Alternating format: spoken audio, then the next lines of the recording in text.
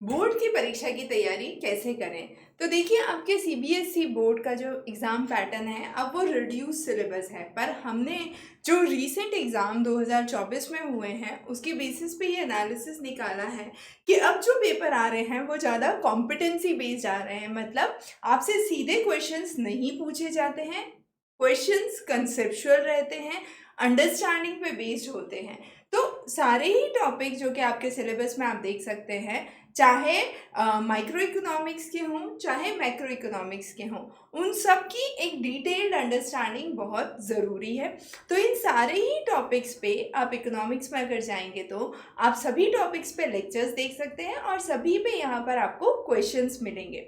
तो किस तरीके से आपको पढ़ना है, उसका एक पूरा प्रोसीजर है, उसका एक पूरा सिस्टम है। तो अगर आप यहाँ पर जाके सारे लेक्चर्स पे प्रीव्यू और लेक्चर्स करते हैं, तो आप देख सकते हैं कि किस तरीके से आपको यहाँ पर लेक्चर्स दिखेंगे। तो यहाँ पर आपको सारे ही टॉपिक्स, जिन जिन टॉपिक्स पे लेक्चर्स हैं, वो आप देख सकते हैं।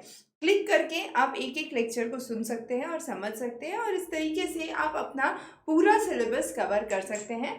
जब आप एक बार सारे लेक्चर समझ लेते हैं, तो फिर जब आप क्वेश्चंस करने जाते हैं, तो आपको बहुत ज़्यादा सुविधा हो जाती है। तो किस तरीके के क्वेश्चंस पूछे जाते हैं और उनको किस तरीके से अटेम्प्ट किया जाता है, वो आप यहाँ पर प्रैक्टिस कर सकते हैं।